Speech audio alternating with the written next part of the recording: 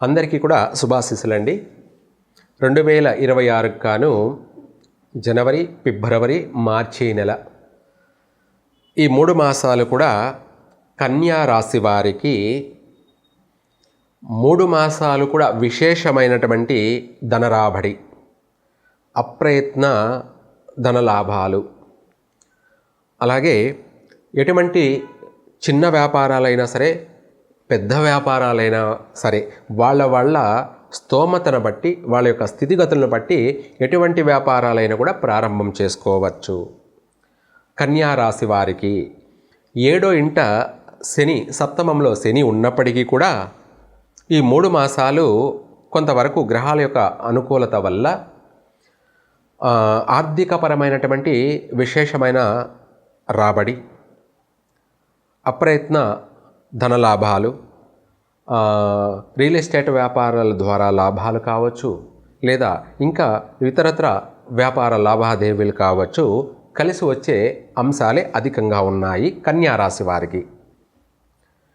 ఇదే కాకుండా విద్యార్థులకి చక్కని అనువైన కాలము.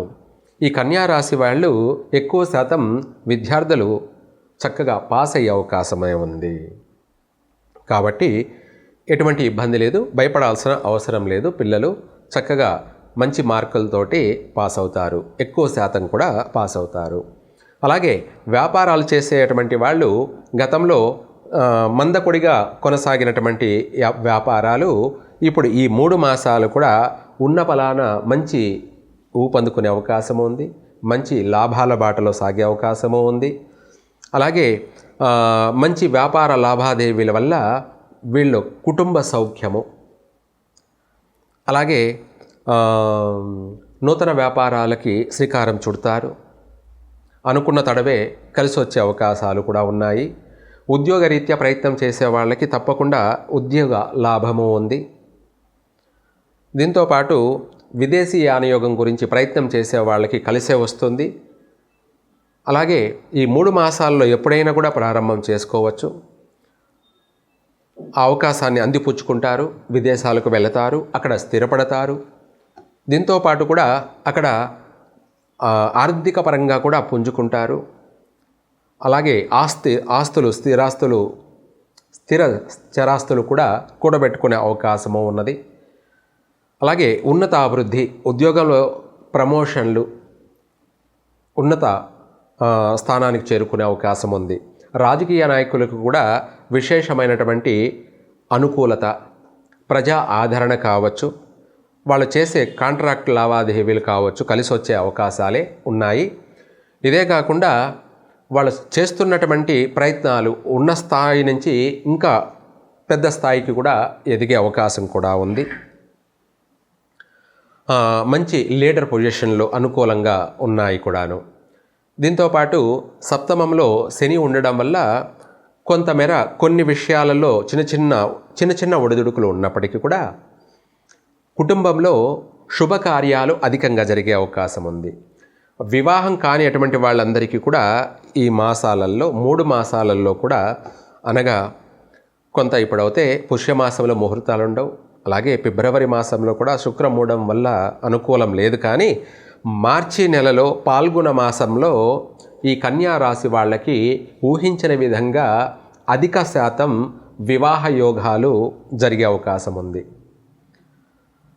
ఎప్పటి నుంచో ప్రయత్నం చేస్తూ ఆగిపోయినటువంటి సంబంధాలు కావచ్చు, కొత్తగా ప్రారంభం చేసుకున్న వాళ్ళకి కావచ్చు, తొందరగా చకచక అంటే తొలి మలి అనే అతి తక్కువ సమయంలోనే వివాహ ప్రయత్నాలు కలిసి రావడము, అలాగే మార్చి నెలలో పాల్గొన మాసంలో వివాహ శుభకార్యాలు అధికంగా పాల్గొనడము, విందులు, వినోదాలు, చిన్న శుభకార్యాలు కానీ పెద్ద పెద్ద శుభకార్యాలు కానీ పాల్గొనడం కానీ, వీళ్ళ కుటుంబంలో జరగడం కానీ, లేదా వీళ్ళ చేతుల మీదుగా ఇతర కుటుంబాలలో శుభకార్యాలు చేయడం కానీ, పాల్గొనడం కానీ, లేదా వీళ్ళ కుటుంబాల్లోనే అధికమైన శుభకార్యాలు జరగడం కానీ, విందులు, వినోదాలు అన్నింట ఒక మాట చెప్పాలంటే కన్యా రాశి వారికి ఈ 3 మాసాలు కూడా 3 పువ్వులు 6 కాయల్లా వీళ్ళ యొక్క జీవితం అనేది సాఫీగా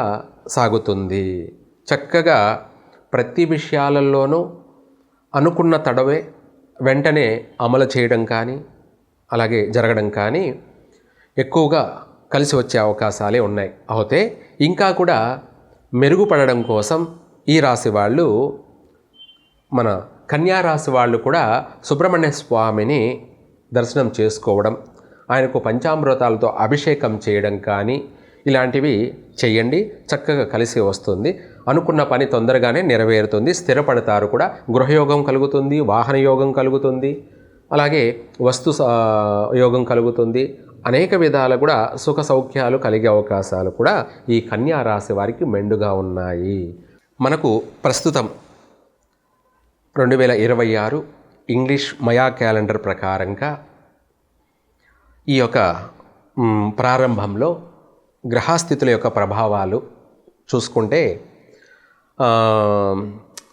మనకు 4 గ్రహాలు అంటే మకర రాశిలో సూర్యుడు, అలాగే కుజుడు, బుధుడు, శుక్రుడు, ఆ తదుపరి మరలా కుంభరాశిలోకి మారడం, అక్కడ గ్రహాలు కలిసి ఉండడం అవుతే వీళ్ళ ప్రభావం, తర్వాత రాహుకేతుల యొక్క ప్రభావం, శని యొక్క ప్రభావం వల్ల, ఇదే కాకుండా అపసవ్య కాలసర్ప దోష ప్రభావం అనేది కూడా ఏర్పడుతూ ఉండడం వల్ల ఓవరాల్గా చూసుకున్నట్టయితే కొన్ని రాసుల వారికి కొన్ని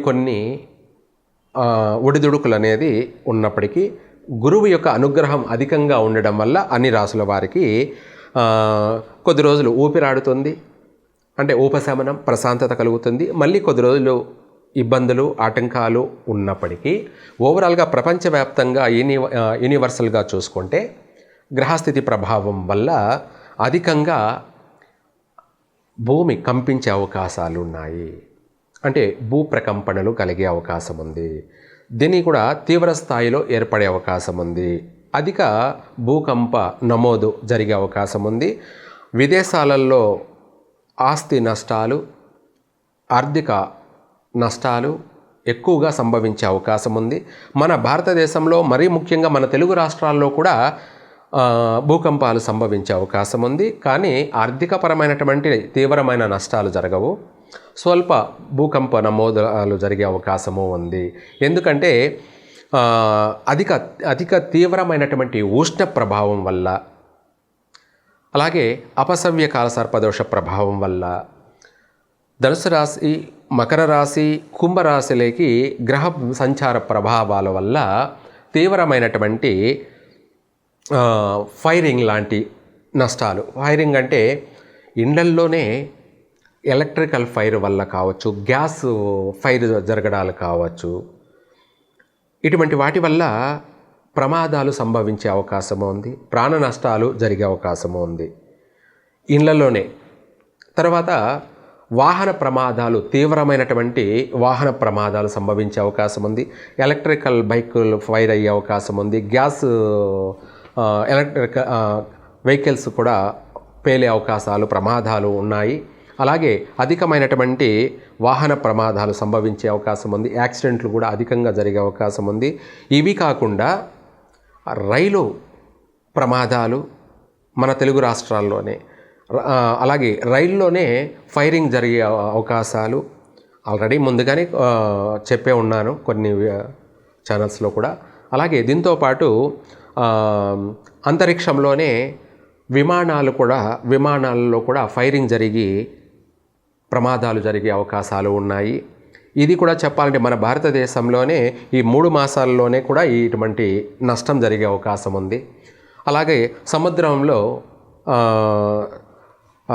భూకంపాలు నమోదయ్యి కాస్త సునామీలు కూడా వచ్చే అవకాశం కనపడుతుంది. ఒకవేళ సునామీ వచ్చినా రాకపోయినా కూడా భూగర్భంలో కొంత వరకు నష్టాలు జరిగే అవకాశం ఉంది. అంటే ఓడరేవులకు సంబంధించినటువంటి ప్రమాదాలు, సముద్రాల్లో సముద్ర గర్భంలో కలిసిపోయేటువంటి ప్రమాదాలు, ఇవి తీవ్రమైనటువంటి, లేదా ఓడరేవుల్లో ఫైరింగ్ జరిగేటువంటి సమస్యలు, అధికంగా ఫైర్ జరిగే సమస్యలు అనేటివి ప్రపంచవ్యాప్తంగా ఉన్నాయి. ఇవన్నీ ఒక పక్కన పెడితే అడవులు అరణ్యాలలో కూడా అధిక శాతం మన తెలుగు రాష్ట్రాల్లో కూడా దట్టమైనటువంటి అరణ్యాలలో కారు చిచ్చు ఏర్పడే అవకాశం ఉంది. అంటే అడవులు దగ్ధమయ్యే అవకాశం ఉంది. దానివల్ల అధిక ప్రాణ నష్టం జరిగే అవకాశాలు ఉన్నాయి. అంటే మూగజీవాలు ప్రాణ నష్టాలు జరిగే అవకాశం ఉంది. వృక్షాలకు కూడా అధిక నష్టపోయే అవకాశము ఉంది. కాబట్టి ప్రతి విషయాలలో కూడా ఎక్కువ శాతం చాలా జాగ్రత్తగా నడుచుకోవడం, ప్రజలు జాగ్రత్తగా వ్యవహరించడం, తెలివిగా ప్రవర్తించడం, దీంతోపాటు కుటుంబ యొక్క సౌఖ్యం కోసం వాళ్ళు అభివృద్ధి చెందడానికి, వాళ్ళ కుటుంబాలు అభివృద్ధి చెందడానికి, ప్రపంచవ్యాప్తంగా ఎక్కువ శాతం నష్టాలు జరగకుండా కొంతమేర తప్పించుకోవడానికి వీలైనంత వరకు ఉన్నవాళ్ళైతే హోమాలు, జపాలు, తపాలు జరిపించండి. లేని వాళ్ళు నిత్యం దైవ దర్శనంతో మీరు మీ కుటుంబాన్ని మీరు కాపాడుకోండి. ఇది ముఖ్యమైనటువంటి సలహా. ఎందుకంటే మనము ప్రాణాన్ని కోల్పోవడం కన్నా చిన్న గాయంతో బయటపడడం మన కుటుంబానికి మేలు కలుగుతుంది. అంటే ఊపిరుంటే ఉప్పమ్ముకొని బతకచ్చు అన్న సామెత కింద, బతికుంటే బలిసాకు తిని బతకచ్చు అన్న సామెత కింద మనం బాగుంటే ఏదైనా చేయగలం. కాబట్టి మనము బాగుండడం కోసం ముందు మన ప్రయత్నం మనం చెయ్యాలి. చేతులు కాలిన తర్వాత ఆకులు పట్టుకోవడం కన్నా ఆ చేతులు కాలకుండానే మనం జాగ్రత్త పడడం వల్ల మనము బాగుంటాం. మన కుటుంబం మనల్ని నమ్ముకొని ఉంది కాబట్టి మన కుటుంబానికి మనము అండదండగా ఉంటాం. అలాగే కుటుంబం అంతా కూడా సంతోషంగా సౌఖ్యంగా ఉంటుంది. మనము బాగుంటాం, సమాజం బాగుంటుంది. కాబట్టి వీలైనంత వరకు ఈ గడ్డు కాలాలకు అంతవరకు ఉన్నాయి. కాబట్టి ఈ ప్రారంభంలో తర్వాత గురువు రాజుగా సంచరించబోతున్నాడు. కాబట్టి మళ్ళీ అన్నీ కూడా మారే అవకాశం ఉంది, మార్పులు వచ్చే అవకాశం ఉంది. ప్రస్తుతం అయితే మాత్రం బాగలేదు.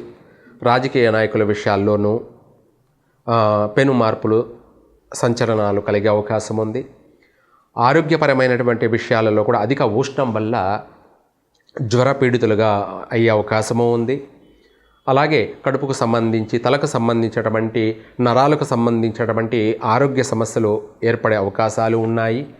అధిక వాహన ప్రమాదాలు, అధిక గ్యాసు సంబంధించినవి, అలాగే ఎలక్ట్రికల్ సంబంధించినటువంటి, అగ్ని ఫైర్ సంబంధించినటువంటి అధిక సమస్యలు ఉన్నాయి. కాబట్టి వాటి అన్నిటినీ కూడా మనము తప్పించుకు తిరుగువాడు దన్నేడు సుమి అన్నట్టుగా ప్రతి ఒక్కరూ కూడా జాగ్రత్త, తస్మాత్ జాగ్రత్త. సుఖంగా సౌఖ్యంగా జీవించండి. కుటుంబ బాధ్యతలను సక్రమంగా నిర్వర్తించండి. సర్వే జన సుఖినో భవంతు.